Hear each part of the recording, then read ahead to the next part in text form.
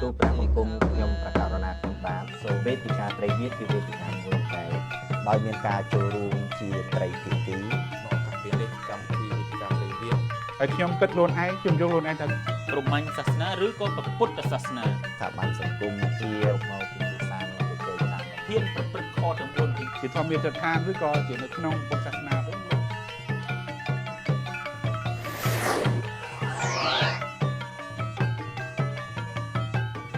ទូប្រាក់បង្គំខ្ញុំប្រកាសរណាខ្ញុំបានសូមក្រាបថ្វាយបង្គំសម្ដេចព្រះសង្ឃរាជព្រះថេរានុថេរៈគ្រប់ព្រះអង្គជាទីគោរពសក្ការៈសូមធ្វើអភិវឌ្ឍនកិច្ចព្រះករុណាព្រះបាទសម្ដេចព្រះនរោត្តមសីហមុនីព្រះមហាក្សត្រនៃព្រះរាជាណាចក្រកម្ពុជាជាទីគោរពសក្ការៈដ៏ខ្ពង់ខ្ពស់សូមធ្វើគិរវកិច្ចនិងបដិសន្ធារកិច្ចសម្ដេចទ្រង់ឯកឧត្តមលោកជំទាវលោកអុកញ៉ាអ្នកអុកញ៉ាលោកស្រីប្រជាពុទ្ធបរិស័ទធម្មមិត្តប្រិយមិត្តទូរទស្សនិកជនទាំងក្នុងនិងក្រៅប្រទេសជាទីគោរពរាប់អាន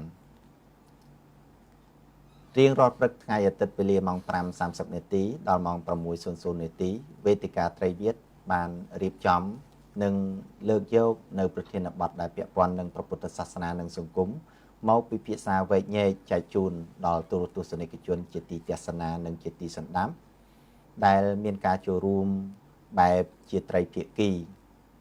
គឺមានអាណាទេសនាវាទីបរមត្ថវាទីនិងវោហារវាទីតាមរយៈបណ្ដាញទូរទស្សន៍កម្ពុជា My TV សហការជាមួយសមាគមអតីតបព្វជិតធម្មមិត្តប្រិយមិត្តលោកតាលោកយាយប្រជាពុទ្ធបរិស័ទពីសប្តាហ៍កន្លងទៅយើងខ្ញុំទាំង3រូបបានជជែកវែកញែកពិភាក្សាទៅលើប្រធានបទដែលជាពំនូលបុរាណពាក់ព័ន្ធនឹងការដើរឲ្យមាន3ស្រដីឲ្យមាន4ប្រធានបទនេះយកមកពិភាក្សានិងជជែកតាមដំណើរលំអានជាត្រីវិទ្យាដំណើរលំអានព្រះពុទ្ធសាសនាបែបប្រពៃណីខ្មែរយើងនោះឃើញថាមិនទាន់ចប់សពគ្រប់ថ្ងៃនេះបន្តពិភាក្សានៅលើកញ្ចក់ទូរទស្សន៍ My TV តទៅទៀតដោយបន្តទៅលើពំនូបុរាណថាដំណើរឲ្យមាន3ស្រដីឲ្យមាន4ឬក៏ដើរឲ្យមាន3ស្រដីឲ្យមាន4ងាករកទៅវាទីទាំងពីរបានជាឧត្តរាករនិងតក្កិណាករគឺវោហារវាទីបានពោលដោយច្រើននិងជាតក្កិណាករគឺបរមត្ថវាទីបានជជែកអំពីសិលទាំង5ក៏ដូចជាធម៌ទាំង5ពោលទៅដល់សិលធម៌បានដល់សិល5ដល់ធម៌5នោះក៏ចប់សពគ្រប់ផងដែរនៅក្នុងសង្គមពិភពលោកក៏ដូចជាព្រះរាជាណាចក្រកម្ពុជាដែលផ្ដោតទៅលើការកាន់ព្រះពុទ្ធសាសនាជាសាសនារបស់រដ្ឋយើងផ្ដោតទៅលើសិលធម៌ដែលគោលការណ៍ឬក៏គោលច្បាប់សិលធម៌គុណធម៌ចរិយាធម៌ទាំងឡាយដែលកើតឡើងចំពោះបុគ្គលគ្រប់រូបជាកោសិកានៃសង្គមមួយជាពិសេសកោសិកានៃសង្គមកម្ពុជាកុលបុត្រកុលធីតាខ្មែរទាំងអស់ទទួលបានមកនៅអំពីឧបការីជនរបស់យើងដែលបណ្ដុះដាំតាំងពីសម័យមុនរហូតដល់សម័យនេះទោះបីជាសិលធម៌នោះកើតអំពីច្រកណាក៏ដោយជ្រុងណាក៏ដោយប៉ុន្តែបើយើងពោលដោយខ្លីពាក្យថាសិលធម៌នេះជាដំណើរលំអាននៃព្រះពុទ្ធសាសនាចំតែម្ដងអត់មានคล้ายคล้ายព្រោះថាមកពីពាក្យសិលនិងពាក្យធម៌ហើយពាក្យសិលក៏ដូចជាសិក្ខាបទ5វោហារវាទីបានលើកឡើងពាក្យតធម៌បានដល់កល្យាណធម៌5ក៏ដូចជាមនុស្សធម៌5ឬក៏មេត្តាករុណាអូមេត្តាសមាជីវៈសតិរសន្តោសៈសច្ចៈនិងអបមត្តៈនោះក៏ជាគោលរបស់ព្រះពុទ្ធសាសនាផងដែរសម្រាប់ឲ្យពុទ្ធបរិស័ទក៏ដូចជាមនុស្សទូទៅនៅលើពិភពលោកក៏ដូចជាព្រះរាជាណាចក្រកម្ពុជាប្រព្រឹត្តប្រតិបត្តិឲ្យមានធម៌នឹងកើតឡើងនៅក្នុងសន្តានហើយនោះទោះបីយើងរស់នៅទីណាកន្លែងណាធ្វើដំណើរទៅណាប្រកបដោយសេចក្តីសុខសេចក្តីចម្រើនបានដល់បុគ្គលដែលមានសិលធម៌គុណធម៌និងចរិយាធម៌ផងដែរមានអភិសមាចារដ៏ត្រឹមត្រូវមិនចាំបាច់និយាយអ្វីដល់ព្រះភិក្ខុសង្ឃអ្នកបុស្សរស់នៅក្នុងសាសនាដែលលោកប្រព្រឹត្តប្រតិបត្តិដោយសិក្ខាបទនិងធម៌ច្រើនជាងយើងនោះទៅទៀតទេអញ្ចឹងងាកមករកជាឧត្តរាករនិងតក្កិណាករវិញបែបជាវោហារវាទីនិងបរមត្ថវាទីយើងបានជជែករួចហើយអំពីចំណុចតាក់ទងនឹងសិលធម៌តែទាញទៅដល់កល្យាណធម៌5កល្យាណធម៌5ឬក៏មនុស្សធម៌5អញ្ចឹងសិលធម៌នេះណា បែបរោទៅវោហារវេទីពូបកែខាងវោហាសិលធម៌នេះវោហារវេទីយើងគិតទៅឃើញថាសិក្ខាបទ5ដែលវោហារវេទីបានលើកឡើងនោះផងធម៌5ដែលបរមត្ថវេទីលើកឡើងនោះផងឃើញថាបើមនុស្សមានអញ្ចឹងហើយបានឈ្មោះថាមានសិលធម៌ចូលបើមនុស្សមានសិលធម៌នឹងហើយបើតាមការស្រាវជ្រាវបែបពុទ្ធសាសនាថាបើមានសិលធម៌នឹងហើយបានឈ្មោះថាមានមនុស្សធម៌បើមានមនុស្សធម៌នឹងហើយទើបយើងរស់នៅហៅថាមនុស្សហើយចុះសុំសួរអញ្ចេះសួរដោយខ្លីហើយសូមឲ្យវោហារវេទីឆ្លើយដោយខ្លីផងដែរសម្រាប់ប្រជាពុទ្ធបរិស័ទទស្សនិកជនថាចុះបើអញ្ចឹងមនុស្សនៅលើពិភពលោកទាំងអស់ក៏ដូចជានៅក្នុងព្រះរាជាណាចក្រកម្ពុជាយើងនឹងមនុស្សសិតតែមានសិលធម៌នឹងគ្រប់ទាំងអស់គ្រប់គ្នាឬក៏មានអ្នកខ្លះហ្នឹងហើយឬក៏មានអ្នកខ្លះបើសិនជាមានខ្លះតើគេហៅថាមនុស្សដែរឬទេហ្នឹងហើយបើមិនហៅថាមនុស្សឬហៅថាមនុស្សបើហៅថាមនុស្សមិនថ្មីទេចុះបើមិនហៅថាមនុស្សវិញគេហៅថាស្អីវិញអញ្ចឹងសូមឲ្យវោហារវេទី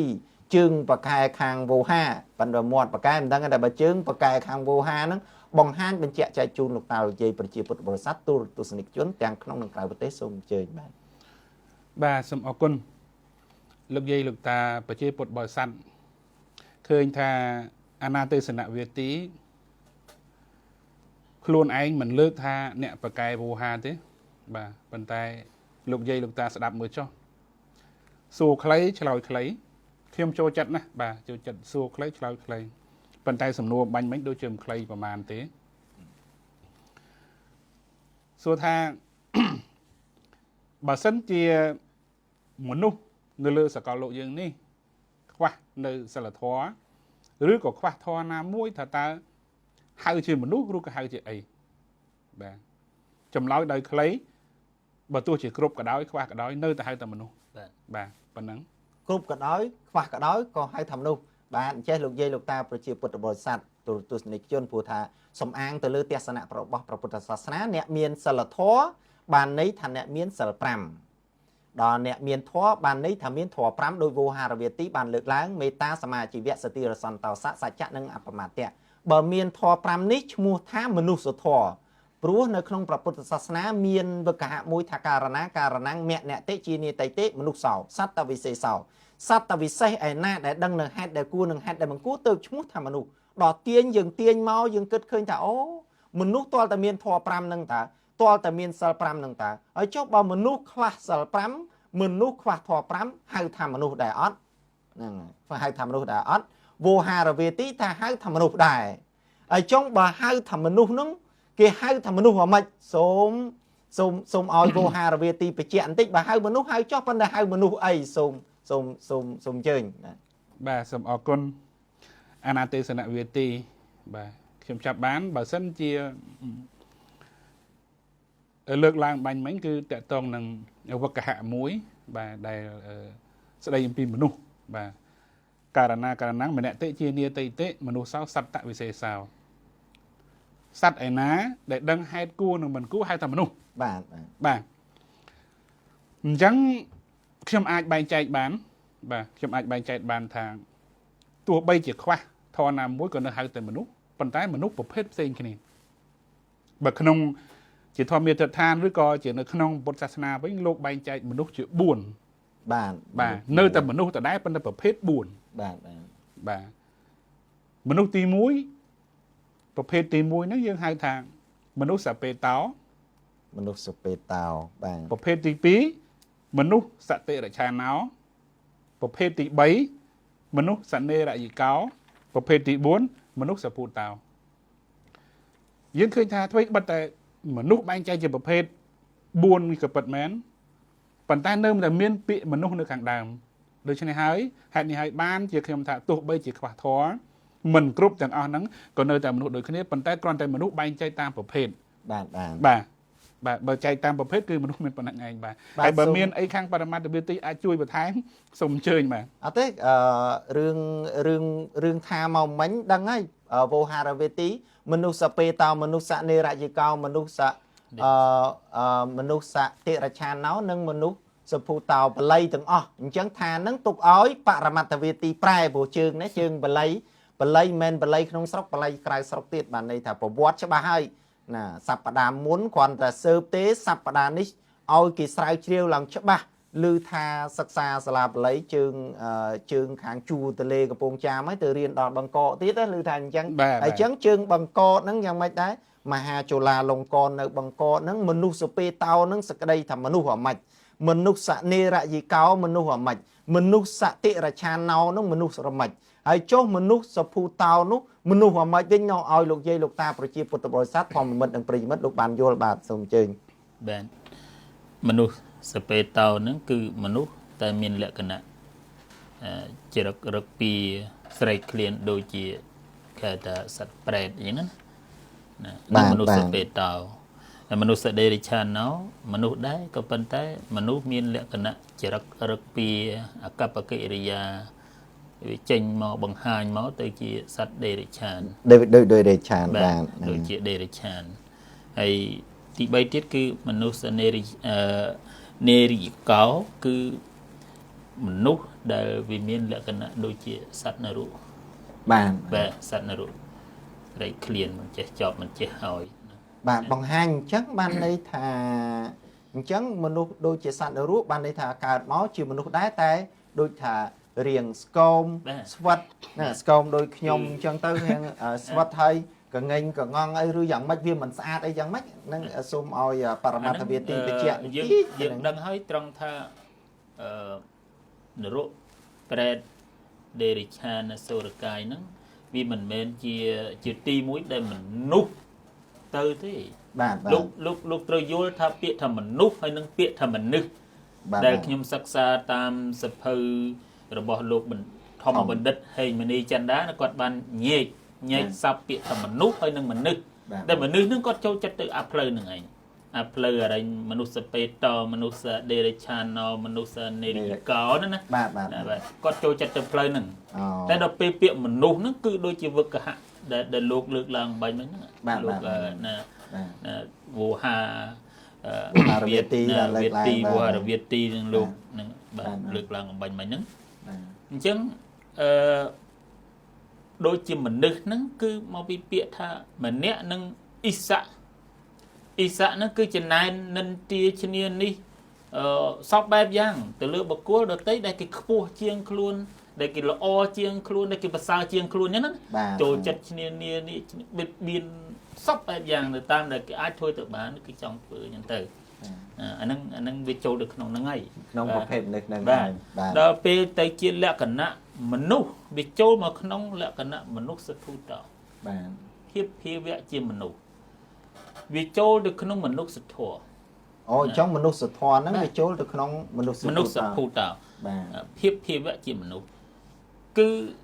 លើកតម្លៃខ្លួនមនុស្សហ្នឹងគឺជាមនុស្សដែលធ្វើឲ្យខ្លួនមានតម្លៃនៅក្នុងសង្គមទាំងសង្គមជាតិទាំងសង្គមអន្តរជាតិកាលណាបើមនុស្សមានធម៌មានសិលធម៌ហ្នឹងកើតឡើងធ្វើឲ្យមនុស្សមានគុណធម៌ណា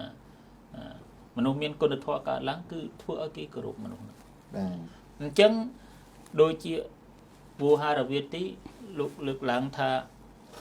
ដាច់សិល1ដាច់សិល2អញ្ចឹងទៅវាទៅជានៅទៅជាមនុស្សវានៅទៅជាមនុស្សក៏ប៉ុន្តែតម្លៃនៃមនុស្សហ្នឹងវាថយចុះទៅតាមអាការប្រព្រឹត្តបដិបត្តិរបស់ខ្លួនហ្នឹងឯងបានន័យថាក្នុងគណៈនោះនឹងបាត់តម្លៃជាមនុស្សសុភុតោបាទវាបាត់តម្លៃពេញលេញវាគេហៅថាមនុស្សខុសធម្មតាមនុស្សយើងគឺមនុស្សធម្មតាដោយអ្នកខ្លះច្រើនពេលខ្លះអ្នកខ្លះជួបខ្ញុំនិយាយលេងជាមួយគ្នាបងឯងមិនធម្មតាទេនេះអញ្ចឹងដល់ពេលខ្ញុំឮថាពាក្យថាមិនធម្មតាអីចុះខ្ញុំមនុស្សមិនធម្មតាទៅជាមនុស្សអ្វីទៅពីព្រោះថានៅក្នុងទស្សនៈរបស់អ្នកប្រាជ្ញជាពិសេសគឺទស្សនៈរបស់ពុទ្ធជាម្ចាស់កាលណាបើយើងមានសីលធម៌យើងមានសិលនៅក្នុងខ្លួនហើយយើងមានលក្ខណៈជាមនុស្សធម្មតាហើយប្រក្រតីហើយដល់មនុស្សមិនធម្មតាដល់មនុស្សមិនធម្មតាមានន័យថាមនុស្សមិនប្រក្រតីអូបាទជួនអាចមានមនុស្សជាន់លើទៀតបើមនុស្សមិនធម្មតាអីអាចមានអានោះខ្ញុំមិនដឹងថាវាយ៉ាងម៉េចក៏ប៉ុន្តែកាលណាបើក្នុងន័យនៅក្នុងផ្លូវពុទ្ធសាសនាគឺអ្នកទាំងអស់គ្នាត្រូវធ្វើខ្លួនឲ្យទៅជាមនុស្សធម្មតាបាទណាព្យាយាមហាត់ពុតអប់រំចិត្តដែលយើងថាឧស្សាហ៍នឹងខ្ពស់ ធ្វើឲ្យមនុស្សធ្វើឲ្យយើងនឹងខ្ពស់ដោយខ្លួនឯងអប់រំចិត្តពីព្រោះតែមនុស្សនឹងវាខុសពីសត្វមនុស្សចេះគ្រប់គ្រងចិត្តមនុស្សចេះគៀបសង្កត់ចិត្តក៏ប៉ុន្តែសត្វអត់ទេខ្ញុំឧទាហរណ៍ដូចថាសត្វសំណក់មួយចឹងណាសំណក់គឺសត្វឆ្កែនៅពេលដែលឃើញសត្វស្វាវាទំពាស៊ីត្រីអាំងឬក៏ទំពាស៊ីសាច់អីចឹងទៅវាហក់វឹងទៅវាឃ្លាននៅពេលដែលវាឃ្លានវាហក់ទៅដណ្ដើមភ្លាមហ្មងវាអត់មានគិតថានោះរបស់គេទេក៏ប៉ុន្តែមនុស្សនោះវាខុសផ្សេងពីគ្នាបាទដឹងទៅអានោះរបស់គេអញទៅដណ្ដើមគេមិនកើតបាទអាហ្នឹងវាចូលអីវាចូលនៅក្នុងអត្តនីទានណាវាខុសនឹងសមាជីវៈបាទអាហ្នឹងខ្ញុំលើកឡើងពីអញ្ចឹងវាថាវានៅតែជាមនុស្សដោយវោហាវាទីគាត់មានប្រសាសន៍អញ្ចឹងវានៅតែជាមនុស្សប៉ុន្តែគ្រាន់តែខ្ញុំសង្កត់ថាតម្លៃនៃមនុស្សដែលវាពេញលេញបរិបូរណ៍នោះគឺវាថយបើថា 100% មិននៅត្រឹម 90% 70% 80% អញ្ចឹងមកតាមដែលអ្វីដែលយើងបានធ្វើអញ្ចឹងឯងនេះជាតថភាពជាក់ស្ដែងនៅក្នុងសង្គមដែលបានឆ្លុះបញ្ចាំងវាអញ្ចឹងបាទទូរទស្សនិកជនឃើញថាមនុស្សទាំង4ប្រភេទដែលវោហារវាទីលើកឡើងហើយនឹងជាយោបល់របស់បរមត្ថវាទីពាក់ព័ន្ធនឹងមនុស្សទាំងអស់នេះមានមនុស្សសពេតោនៃរយីកោនិងមនុស្សសតិរច្ឆាណោចុងក្រោយគឺមនុស្សសុភូតោមានតែមនុស្សសុភូតោមួយទេដែលប្រកបដោយគុណធម៌របស់មនុស្សបានន័យថាសិលធម៌របស់មនុស្សសិលធម៌របស់មនុស្សបានដល់សិល5និងធម៌5មេត្តាសមាជីវៈសតិរសន្តោសៈសច្ចៈនិងអបមត្តៈបុគ្គលណាដែលមានធម៌ទាំង5នេះនិងមានសិល5នេះសិក្ខាបទ5នេះប្រព្រឹត្តទៅក្នុងខ្លួនបានន័យថាប្រព្រឹត្តមិនប្រព្រឹត្តកន្លងបែបជាសិលក្តីហ្នឹងហើយបែបជាសិលក្តីបែបជាសិក្ខាបទដែលត្រូវសិក្សាមិនប្រព្រឹត្តកន្លងក្តីបែបជាធម៌បានដល់ធម៌ទាំង5ក្តីបែបជាវិន័យជាមេត្រាអប់រំមិនហ៊ានធ្វើខ្លាចមានទោសទណ្ឌផ្សេងដោយអាការៈការបៀតបៀនសម្រាប់មនុស្សជាប់គុកជាប់ច្បាក់ជាប់ក្នុងជាប់ខ្នះអីចឹងទៅត្រូវគេពមៀនពិន័យទៅការរោស៊ីជួញដូរផ្សេងលួចឆក់ប្លន់បំផ្លិចបំផ្លាញទ្រព្យសម្បត្តិអ្នកដទៃក៏មានទោសទណ្ឌអីដូចនេះឯងបែបជាវិន័យស្រុកយើងហៅច្បាប់បើស្រុកពុទ្ធសាសនាហៅវិន័យពាក់ព័ន្ធនឹងកិច្ចការទាំងអស់នេះបើសិនជាយើងប្រព្រឹត្តមិនប្រព្រឹត្តកន្លងឈ្មោះថាមនុស្សសុភូតោតែបើប្រព្រឹត្តកន្លងវិញវារត់តាមរបត់ហ្នឹងបើសិនជាអត់ស្គាល់បើមិនស្គាល់មេត្តាមិនស្គាល់បៃតាមិនស្គាល់គុណមិនស្គាល់ទោសមិនស្គាល់ខុសមិនស្គាល់ត្រូវទៅមកដូចសត្វដេរឆានគេហៅថាមនុស្សសតិរច្ឆាណោអញ្ចឹងទៅបើកើតឡើងដោយទោសៈនិងវៃដំច្រំធាក់ឆ្លោះបកែកទាស់តេងនិងបកែខាងទោសៈក្នុងខ្លាំងគេហៅថាមនុស្សសនេរយិកោទៅមានការកំណាញ់ស្វិតស្វាញនិងមិនហ៊ានចូលហូបមិនហ៊ានចុកមិនហ៊ានចាយមិនហ៊ានវាយខ្វះរឿងចំណុចទាំងអស់នោះនៅខ្លះមានតែទ្រពប៉ុន្តែមិនហ៊ានចាយអត់ដឹងថានេះអ្នកខ្លះថាលុយនឹងវាលុយទ្រពសម្បត្តិនឹងវាលុយអត់ស្គាល់ហេតុដែលប្រើប្រាស់អ្នកខ្លះឲ្យលុយឲ្យទ្រពសម្បត្តិនឹងប្រើប្រាស់ខ្លួនមិនឲ្យខ្លួនប្រើប្រាស់លុយអានោះកំណាញ់ប្រភេទនោះគេហៅថាមនុស្សសពេតោទៅប៉ុន្តែមិនចេះចាយប៉ុន្តែបាទមិនចេះចាយអញ្ចឹងវាតាមគណៈអញ្ចឹងមិនមែនថាទេវេទិកាត្រីវិទ្យាលើកមកពិភាក្សាអញ្ចឹងបើវិភាគទៅអត់មានមនុស្សសោះមនុស្សតាមគណៈហើយចឹងគណៈណាដែលយើងប្រព្រឹត្តរក្សាសិលនិងធម៌នឹងទៅគណៈនោះឈ្មោះថាមនុស្សសុភូតោយើងភ្លេចស្មារតីមួយគណៈដោយបាត់បើមានអបមាទៈកើតឡើងទៅដាក់មកពេងទៅបាត់មកសិក្ខាបទបាត់ឃើញទេបាត់មកសិក្ខាបទដល់បាត់មកសិក្ខាបទណតំណងវាអាចរត់ចូលមនុស្សមកទី3អីចឹងទៅឬក៏មនុស្សទី2ឬក៏មនុស្សទី1អីចឹងទៅវាបាត់គណៈប៉ុនចេះការពីសព្ទាមុនដល់ទៅនឹងនឹកឃើញទៀតហើយបរមត្ថវាទីថាបើសិក្ខាបទទី5បាត់ហើយបាត់ទាំងអង្គលឺអញ្ចឹងវោហារវាទីមានលឺអញ្ចឹងការសព្ទាមុនអញ្ចឹងយើងជួយបញ្ជាក់គ្នាព្រោះមិនមែនព្រោះតែគេថារនៀបបាក់យករនៀបជួសតែបើសំដីហួសហើយបានឲ្យជួសឥឡូវសំដីនឹងជាសំដីហួសឬក៏សំដីមិនហួសទេមើលថាមិនដែលគាត់ថារឿងអីសិលមាន5គាត់តែបាត់មួយថាបាត់ទាំងអង្គណាអញ្ចឹងបាទវោហារវាទីក៏ឆ្ងល់ដែរខ្ញុំនឹងឲ្យខ្ញុំក៏ចង់អញ្ចឹងជួយថាតិចមកមនុស្សយើងវាអាស្រ័យនឹងបញ្ញាហើយនឹងសតិកាលណាបើនៅបញ្ញានៅសតិជាប់នឹងខ្លួនវាអត់បញ្ហាទាំងអស់ទាំង4ខាងដើមគឺវាអាចឃុំគ្រងបានចិត្តវាអាចរលឹកឃើញបាននៅជាប់នឹងខ្លួនការពារខ្លួនបាន ប៉ុន្តែបើសិនជាយើងធ្វើឲ្យវាជ្រុលឲ្យវាហួសឲ្យវាហែតទៅហើយនោះវាមិនត្រឹមតែនិយាយរួមថាមិនត្រឹមតែឃុំក្រងខ្លួនឯងមិនបានទេអ្នកដទៃក៏រឹតតែមិនបានតទៅទៀតបាទអញ្ចឹងយើងហូបអីក៏ដោយយើងធ្វើអីក៏ដោយកុំឲ្យវាបាត់បង់សតិបញ្ញាបើត្រឹមតែមកចាប់យកមកគ្រាន់តែជាពិសាបាយឆ្ងាញ់ហូបឆ្ងាញ់ជួបជុំមិត្តភ័ក្តិអីជាដើមហ្នឹងឬក៏ជាសម្រាប់ជាថ្នាំជាអីហ្នឹងអានោះវាមិនជាបញ្ហាទេគឺពពុទ្ធលោកសំដៅដល់ថាធ្វើអីក៏ដោយកុំឲ្យវាធ្ងររហូតដល់បាត់សតិបាត់ស្មារតីពាក្យថាបាត់សតិហ្នឹងគឺវាធ្ងន់ណាស់តែចំណុចចំតែម្ដងឲ្យបរមត្តវិទ្យាបង្ហាញចំណុចចំតែម្ដងថាបើដាច់សុរាមេរយៈមជ្ឈបមាទដ្ឋានាប្រព្រឹត្តកន្លងហ្នឹងអា4ខាងដើមហ្នឹងឈ្មោះថាដាច់ដែរអញ្ចឹងហ៎មិនយើងអាស្រ័យទៅលើអ្នកប្រព្រឹត្តរបស់បុគ្គលបាទប៉ុន្តែជាទូទៅកាលណាបើមនុស្សវាចូលចិត្តនឹងប្រព្រឹត្តហ៊ានប្រព្រឹត្តខទាំង4ខ្ញុំចង់និយាយថាហ៊ានប្រព្រឹត្តខទាំង4មិនអាចយើងអាចថាដាច់ទាំង4តែម្ដងទេ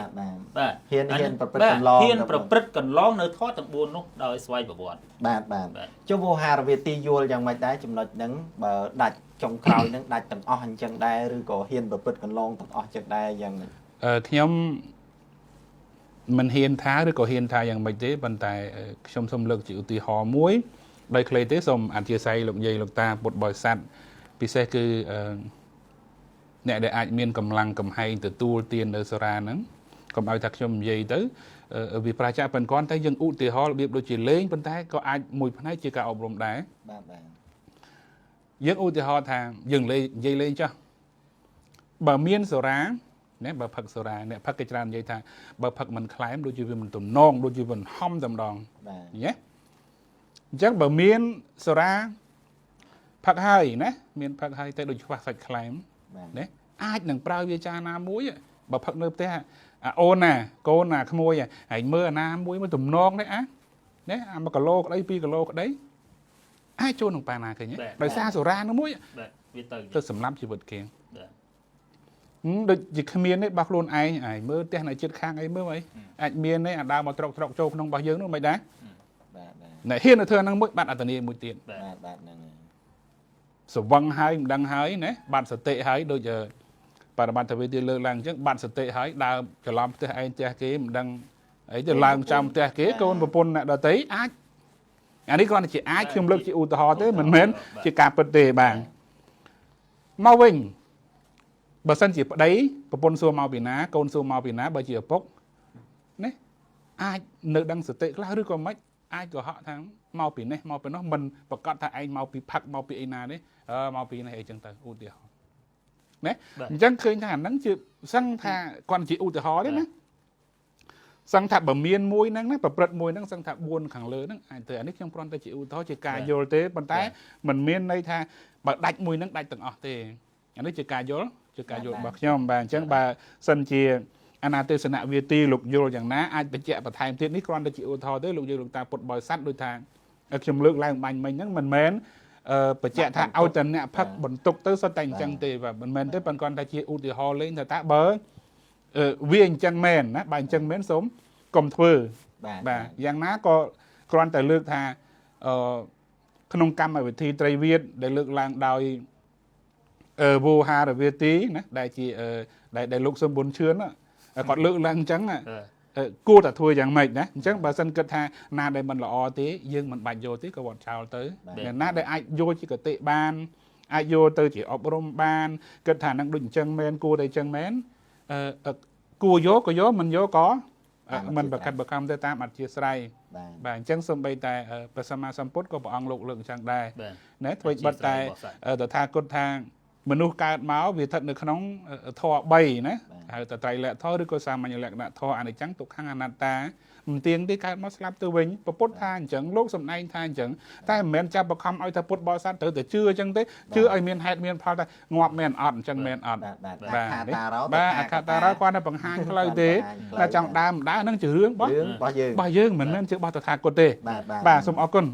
បាទតកតងនឹងកិច្ចការទាំងអស់នេះបើសួរយោបល់ខ្ញុំជាអាណាទេសនៈវាទីហ្នឹងបើគិតទៅបណ្ដាញទូទស្សន៍កម្ពុជា My TV និង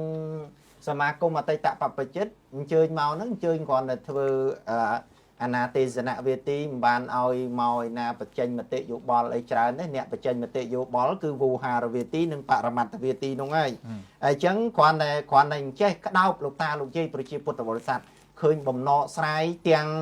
ឧត្តរាករទាំងតក្កិណាករនេះលើកឡើងមកឃើញថាសំរុំហើយសំរុំតាមអី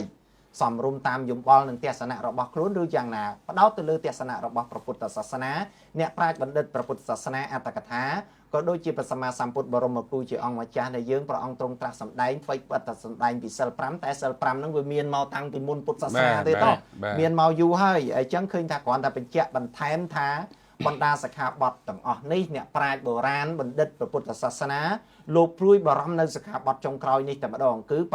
គឺសុរាមេរយៈមជ្ជបមាទដ្ឋានាព្រួយបារម្ភរហូតដល់ប្រើអបមាទធម៌បើមានអបមាទធម៌ហើយរឿងផ្សេងមិននាងកើតឡើងនេះបាននេះថាមនុស្សវាដកត្រាំទៅក្នុងសន្តានរបស់ខ្លួនគឺរក្សាសតិនឹងឲ្យខ្ជាប់ខ្ជួនប៉ុន្តែគ្រាន់តែខណៈដោយយើងលើកអំពីមនុស្ស4យ៉ាងវោហារវេទីលើកអំពីមនុស្ស4យ៉ាងមានមនុស្សសពេតោមនុស្សនេរជិកោមនុស្សតិរឆានោមកប៉ុណ្ណេះឃើញថាគ្រាន់តែជាខណៈឯងយើងទាំងអស់គ្នានៅតែជាមនុស្សខ្ញុំក៏ជាមនុស្សវោហារវេទីក៏ជាមនុស្សបរមត្តវេទីក៏ជាមនុស្សទូរទស្សនិកជនក៏ជាមនុស្សប៉ុន្តែមនុស្សសុភូតោ